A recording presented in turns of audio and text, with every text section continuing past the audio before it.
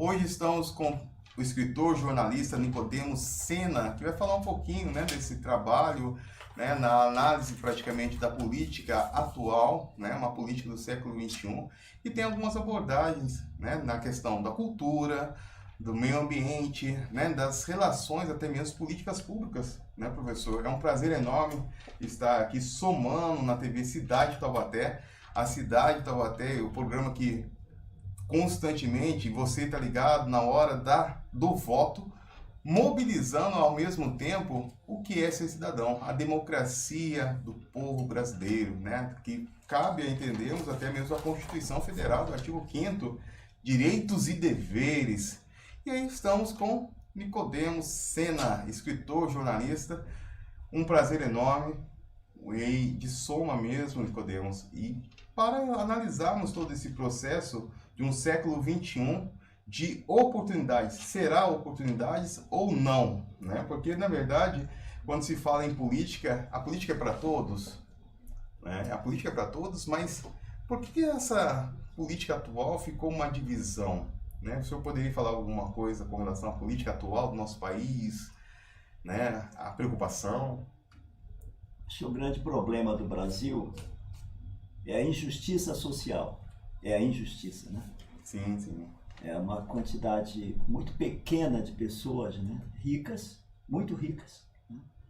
E quase que a totalidade, se não 90% de pobres, muito pobres materialmente falando, né? Então o problema do Brasil é a injustiça social, né? Tem outros problemas, o racismo, né, que persiste. A democracia no Brasil é uma quimera, é um sonho, a democracia, né? Em toda a história, se você vai pegar, Denilson, a história brasileira, ela é marcada por períodos, a maior parte dos períodos, né, é marcado por regimes violentos, duros, ditaduras, né, golpes de Estado, né? Então, isso aí tudo cria uma situação de muita injustiça, de indignação, revolta e descrédito, né? Descrédito do povo, né? O povo humilde, o povo sofrido, né? Em relação às chamadas instituições do Estado, né? Então, as instituições da República estão muito, digamos assim, debilitadas, sem crédito, né? Isso é campo fértil, né? É campo fértil para o fascismo, para o neofascismo, né? De vez em quando esse sistema, né, que apela para a violência verbal, a incitação ao ódio, ao crime, né? E a violência física, basta ver que cada vez que o nosso presidente, né, fala, incita, né, tem mortes na sociedade. As pessoas se animam, né, a pôr para fora, extravasar toda seus recalques, a sua tristeza, a sua indignação contra o sistema que não acolhe, um sistema que exclui as pessoas, né? Então, eu acho que é esse o nosso problema. E ela vem assim desde o final do século XIX, de situações mal resolvidas socialmente, de políticas públicas, e aí chegamos numa república elitizada, de oligarquia, que só vê um lado só, Nicodemos, e leva a entender que precisa mudar. Né? Precisa mudar, e a mudança tem de ser estrutural, né? A sociedade brasileira, ela precisa de uma mudança estrutural em todos os campos, né? Os remendos, né, promovidos pela República, né? A República Velha, a República Nova, né? Tem sido insuficiente. A gente vê que é insuficiente, né? Uma Constituição chamada Cidadã, de 1988, onde estão escritos naquela Constituição muitas coisas interessantes, boas, fruto de luta, né, dos trabalhadores, dos negros, dos indígenas, né? O capítulo, né, da ordem social é muito bonito, né? Mas na prática mesmo, né, a nossa Constituição não foi aplicada, né?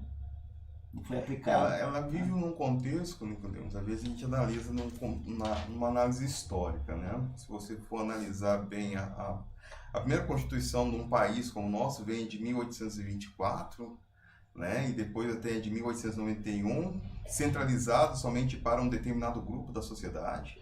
Aí logo em sequência temos a Era Vargas, que aí tem a 34, 37, e aí tem a de 46 e logo em seguida temos um regime, né, centralizado de uma ideologia no período de Guerra Fria, né?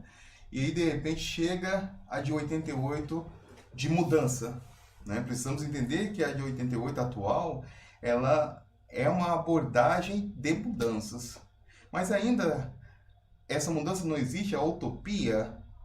É aí que eu falo para o senhor, e como é que se encontra dessa forma? Será que ela precisa ser aplicada, precisa ser vista? Ou essa política atual, ela não quer ver essa Constituição sendo empregada diante da sociedade?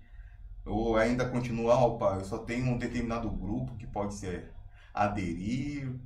E aí entra uma disputa muito grande, porque ao mesmo tempo ela analisa até mesmo a questão ambiental, né? A atual Constituição, ela fala dessa questão ambiental, né, do meio ambiente. O senhor que tem esse trabalho todo na Amazônia, como é que é feito isso, professor? A questão do meio ambiente é uma questão relativamente recente, né? Nova, né? Essa tomada de consciência de que a economia, né? As políticas públicas, os projetos, eles têm de estar, digamos assim, afinados, né, com a preocupação ambiental, né? O globo terrestre, ele tem limites, né? Ele não é plano, né? Ele não é plano, não é plano, não é plano. Então, quer dizer, isso é uma questão nova. Isso, o capitalismo, né, a burguesia, né, não lida bem com isso, não lida bem com essa questão. Principalmente em países de terceiro mundo, né?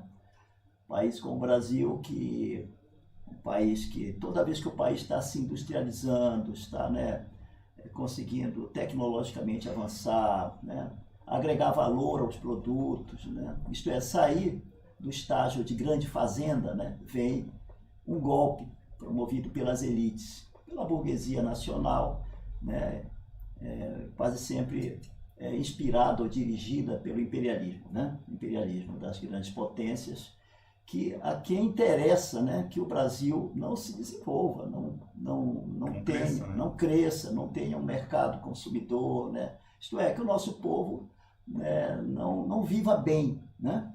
Trabalhe apenas, trabalhe, né, para gerar riqueza. Né? Isso seria uma limitação, Nicodemos, essa situação atual do país?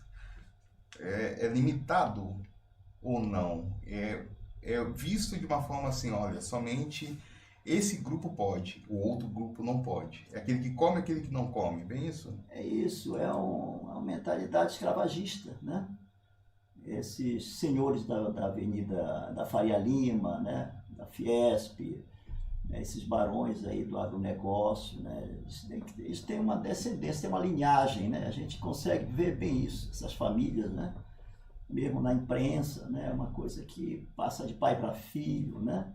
Então tem muita coisa ainda, a mentalidade deles é assim, não pode, né? O negro, né? O afro, né? Tem que continuar subjugado, né? Tem que ganhar menos, né? Não pode frequentar certos lugares, né? Uma geografia social, né? Racial. Racial, né? O trabalhador proletário é proletário, né? Ele tem que trabalhar, ele tem que aceitar, né, passivamente, né, o que os patrões impõem. Os patrões, o sistema capitalista, né, impõe o preço, né, é dono dos meios de produção, da terra, do dinheiro, né, os bancos. Qual a necessidade desses bancos privados, tantos bancos privados? Qual a necessidade? São agiotas, é a naturalização da agiotagem, né? Naturaliza-se a agiotagem. O mercado. Formaliza, né? Praticamente. Formaliza, né? É muito triste isso, né? E o pior é o seguinte, que existe uma espécie de lavagem cerebral, né, do nosso povo. É lamentável, né, que pobres, negros, né, homossexuais que são assassinados, né, como que nem mosca, inseto pela rua, né, se identifique com uma pessoa como Bolsonaro. É de chorar, né, no país. Então, E dentro desse processo, o que o senhor espera dessa nova política? O pessoal de casa também, né, fica ciente do que se espera, na verdade, dessa nova política social, né, dessa eleição atual do nosso país, professor. Como é que se entende isso? Imagine só, hoje todo mundo saiu de manhã, foi votar, você de casa também foi votar, fazendo papel cidadão, né, para ser cidadão, e para um político de 4 anos governar uma nação, né? O que o senhor analisa? Quais são os desafios a partir de agora? O novo político aí, o presidente, o governador, o deputado, os senadores. Porque hoje temos falando questão ambiental, falamos da questão do peso, né, da região norte no cenário político. Como que é esse peso do cenário político hoje, professor? eu sou da Amazônia, né? Eu nasci no Pará, vim para cá com 18 anos, Denilson. 18 anos? 18 anos, né? E estudei jornalismo na Pontifícia Universidade Católica e depois estudei Direito, me formei em Direito na USP, né? Mas eu tenho coração, né, e mente amazônico. Eu estou muito ligado à Amazônia, às questões amazônicas, né? E na Amazônia nós temos o problema das oligarquias. Aliás, que é um problema brasileiro esse, né? Aqui também nós temos as nossas oligarquias, né? Aqui no sul. E a oligarquia amazônica, ela é muito cruel. Ela é cruel com o seu povo, né? Você vê a Amazônia hoje indo para a eleição. Até fiz uma pesquisa hoje, Denilson, sobre as eleições que está acontecendo na Amazônia, né? E o quadro não é nada animador, né? O atual governador de Manaus, no Amazonas, o Wilson Lima, é do PSC, um partido de direita, um partido que apoia Bolsonaro, né? Bolsonaro, aquele que incentiva o desmatamento, né? E que disse que nem 1 metro a mais, né, de demarcação para territórios indígenas, né? Ele está concorrendo com Amazonino Mendes, que é digamos assim, um filho do Gilberto Mestrinho. Você lembra do Gilberto Mestrinho? Né? Sim. Gilberto Mestrinho é um cacique político, né, que ficou 50 anos comandando o Amazonas, né? E ele passou o bastão para Amazonino Mendes. Então, você vê, é um elemento da oligarquia amazônica, né, que está disputando com outro membro, né? A alternativa que seria uma administração, né, preocupada com os ribeirinhos, com os indígenas, né, com a sustentabilidade, né, da economia da Amazônia, né, está sendo representada hoje por um candidato que se chama Eduardo Braga do MDB, né? E os partidos de esquerda estão apoiando Eduardo Braga, né? O PT não tem nem candidato lá, né? Então você vê como que é a lástima. No Pará, o Partido dos Trabalhadores e o PSOL, que são de esquerda e que tem um programa diferenciado, que se preocupa com essas questões todas, né? Está associado a essas eleições a Helder Barbalho, né? Que é filho do Jader Barbalho, que é um elemento da oligarquia paraense, né? Acho que aqui no sul as pessoas devem lembrar de quem que é Jader Barbalho, né?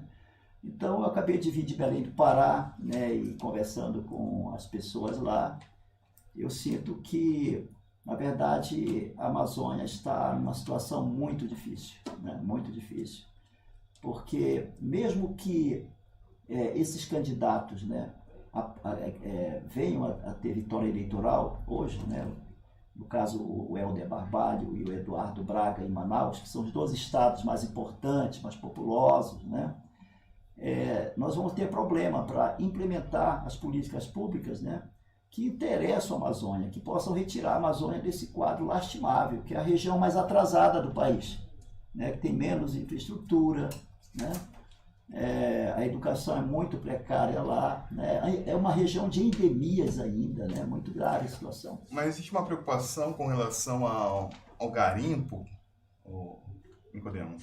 garimpo hoje clandestino, nesse governo atual, fez uma situação de uma liberação muito intensa nessa situação das queimadas, tudo isso, não somente isso, né? É que a Amazônia sempre é vista como uma terra vazia, né?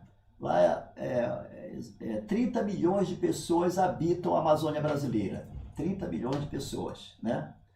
Mas tem um mito da terra vazia, né? Lá os militares de 64, eles falavam assim, vamos levar gente sem terra para uma terra sem gente, né? Isso é mentira, isso, né? Não é verdade, porque na Amazônia existem os indígenas, os ribeirinhos, as populações, né, que estão ali, né, na várzea do Amazonas, uma população já grande, né? E isso deu grandes conflitos, né? Então, quer dizer, a Amazônia é vista como um território a ser explorado de qualquer maneira, né?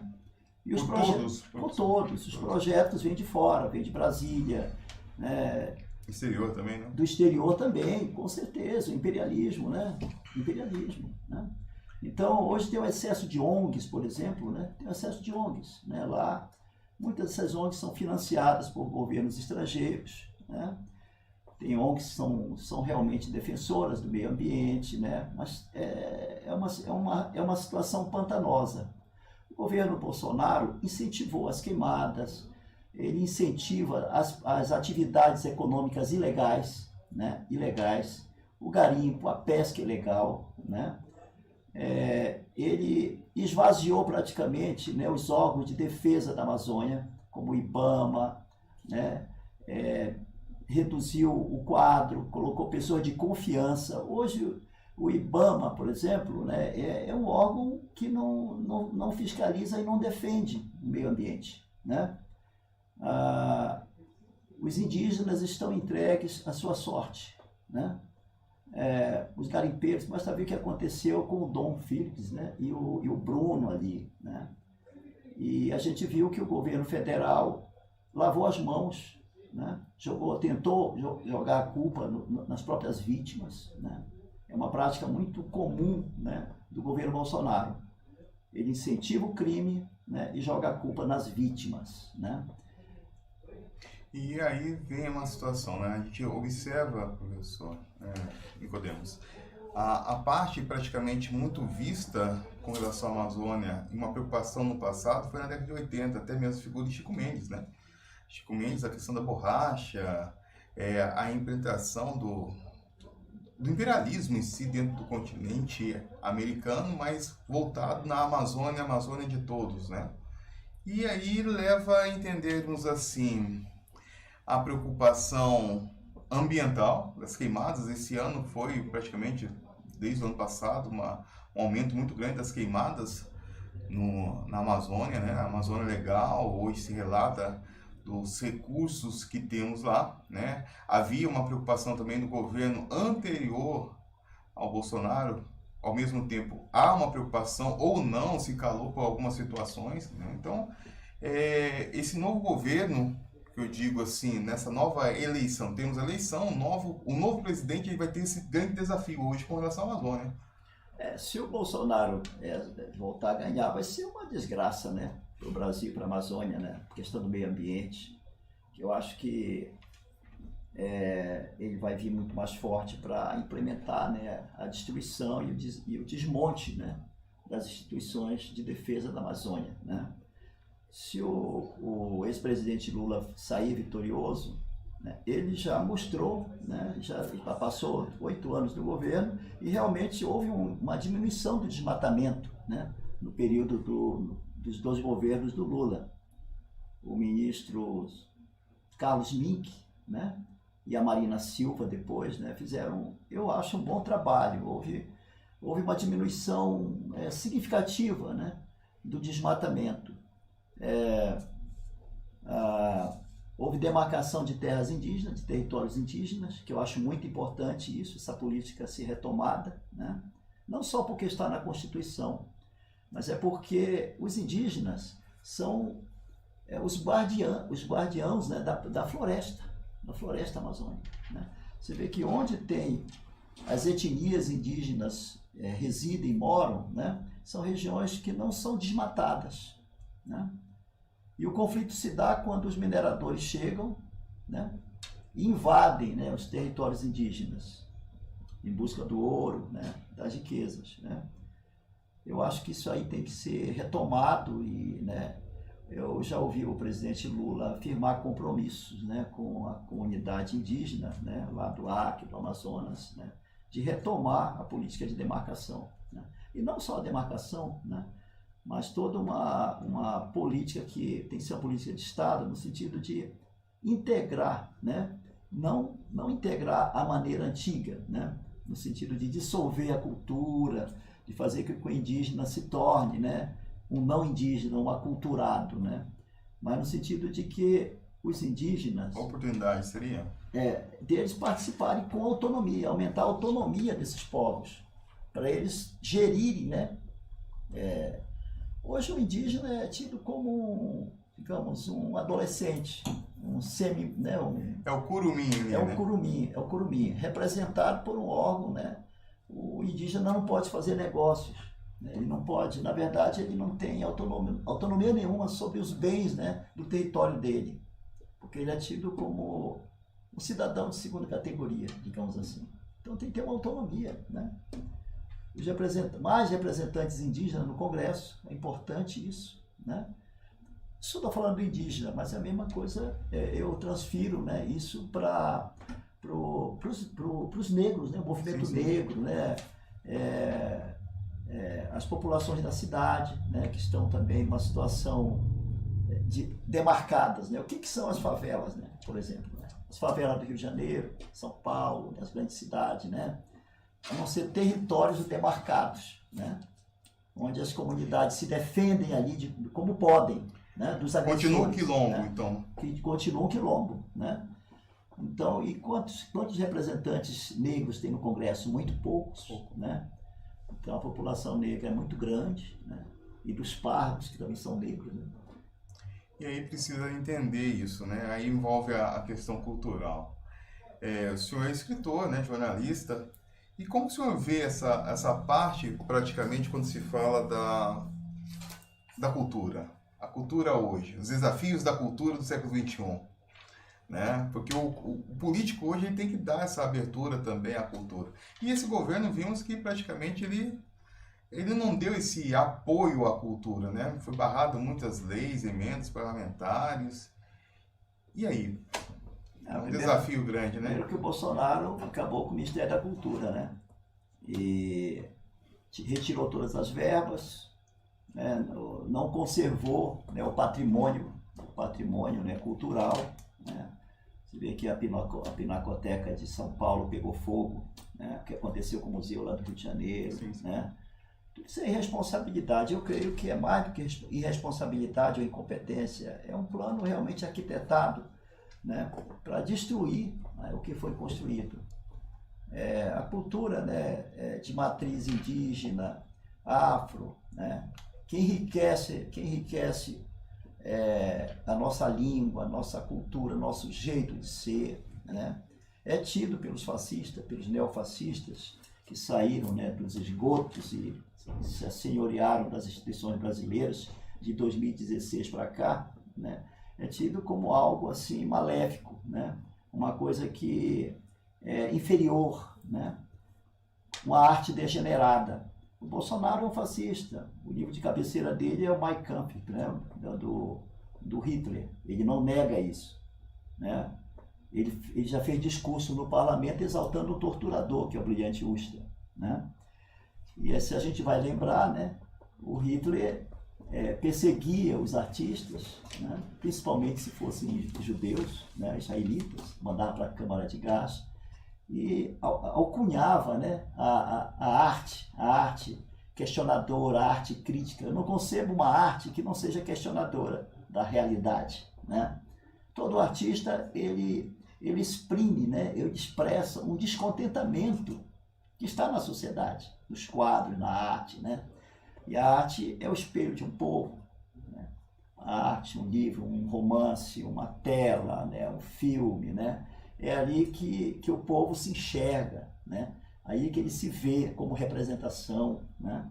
Então, se você faz uma campanha, né, uma cruzada contra os artistas, contra a arte, contra as instituições culturais de uma nação, né, você está tentando destruir o imaginário dessa nação, né? É uma violência contra a alma, porque tem a violência física. Você pode pegar uma pessoa e torturar fisicamente, é bárbaro, né? Mas tem a violência, que é a violência cotidiana, né? Que atinge a alma, a representatividade, a representação. Quando você pega, né, uma etnia indígena, uma tribo indígena, retira do local onde ela sempre viveu, como aconteceu, né? Muitas etnias foram retiradas dos seus territórios, né? Onde sempre existiram, e foram colocadas em territórios longínquos, no Xingu, por exemplo, né? A gente sabe que isso é uma maneira de destruir, né, o imaginário, a mente, a alma daquele povo, né? Então está muito ligado com a questão cultural. A cultura, ela permeia todas as atividades. A cultura, nós estamos fazendo cultura aqui, Com certeza. conversando, né? Nós estamos dialogando, nós estamos trocando impressões, né? Você está falando coisas que eu não sei, eu estou falando outras que talvez alguma coisa você não ouviu, o ângulo de visão, né? Que é uma coisa tão bonita essa troca, né? E você com seus ancestrais que vieram da África, né? E eu com meus ancestrais por parte de pai, que nasceram lá no Oco da Selva, no Rio Maró, né? Onde eu nasci, é uma linhagem, né? Eu sou branquela porque meu pai, que era indígena, casou com uma bisneta de português, branca, de olhos azuis. Então eu sou branquela, mas eu tenho 2 irmãos, somos 5. 3 são branquelas, um desses dois, o apelido é índio, né? Pra você ter uma ideia, cabelo liso e tal, né? Que bacana. Então nós estamos trocando aqui essa coisa, esse bate-papo, né? Isso é cultura que está sendo transmitida. E né? é importante. Então a gente está chegando já no final desse bate-papo, com certeza a gente vai estar falando, você de casa, acompanhando o voto, né? A hora do voto, e falando um pouquinho dessa entrevista magnífica, Nicodemo Sena, falando um pouquinho da Amazônia, da cultura, e ele tem algumas obras também, se quiser mostrar, né? Algumas obras próprias, né? Eu tenho aqui Pode mostrar para a tela. O meu primeiro romance, 3ª edição. Esse romance foi publicado em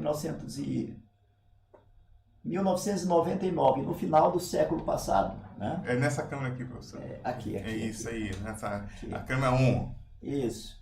É uma saga, um romance imenso, né? Tá em 3ª edição. Eu ganhei o prêmio em 2000, né? Com esse prêmio, o prêmio Lima Barreto Brasil 500 anos. Bacana. Na virada dos 500 anos, do tal de descobrimento, né? Então, e está em 3ª edição esse romance. Tem outro livro que é ambientado na Ilha do Marajó, em 1750, mais ou menos, na chamada Era Pombalina, né? É um naturalista português que é aprisionado pelos tupinambás, que eram canibais. Final do século XVIII, né?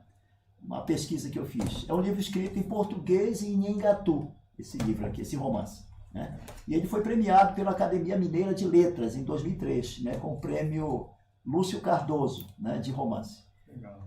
Esse aqui, Choro por Ti, Belterra, é uma metáfora do Brasil. Na verdade, eu choro por ti, Brasil, pela situação que nós estamos vivendo hoje, né? De injustiça social, racismo, violência, né? Miséria, né? E a mulher é o meu cão. A mulher é minha avó. Ela me contava a história de que lá no meio da selva, antes de eu nascer, lógico, né? Ela tinha alguns diálogos com o cramunhão. O cramunhão aparecia em forma de menino, em forma de uma mulher gorda, em forma de um passarinho, em forma de um jovem galante que vinha para conquistá-la, uma espécie de boto, né, na Amazônia, né? Então eu contei essa história, né? Bacana. História da minha avó. E tem esse aqui, que é o único livro de poemas, né? Eu não sou um poeta de versos, mas saiu um livro de poemas, né? Que eu gostaria até de concluir, Denilson, se você me permite, o final, lendo um trechinho desse livro aqui. Pode depois, sim, né? sim, opa. Já agora? Pode ser um pouquinho, um pedacinho, pelo fato do tempo que o tempo. pessoal está chegando, né? Então, vamos lá. Vamos lá. aqui, recuem, homens maus, retrocedam, ó flibusteiros. No arraial dos justos, o júbilo já venceu o medo. No arraial dos justos, o leão brinca com o cordeiro. No arraial dos justos, não há mais homens, nem mulheres, nem gênero do meio. No arraial dos justos, homens e mulheres e tudo que for humano, sem cálculo nem plano, proclamam o divino num canto profano, que é doce e manso como o balir das ovelhas. Ô bestas feras do campo, ô malignas esferas, tapem os ouvidos, animais humanos. O choro das crianças, que tornaram a ter fome, e o balbucio dos velhinhos, sem albergue, são como agulha que fere e ferve os sentidos. Espetacular, Nicodemo Sena. Com certeza ele vai estar na TV Cidade, no meu programa, Frequência Vale, que vai toda segunda-feira ao ar. E com certeza você está gostando do nosso processo aí eleitoral, né? Praticamente, hoje, você saiu da sua casa para votar, fazer a sua parte. E precisamos cobrar, precisamos visualizar e ser presente na política atual da nossa nação. Muito obrigado, Nicodemo Sena, pela participação. Tenho certeza que vai ter várias oportunidades para somar. E você fica ligado aí no TV Cidade Taubaté, canal 3 da NET, e no YouTube também, na nossa rede social. Ok? Voltamos, até mais.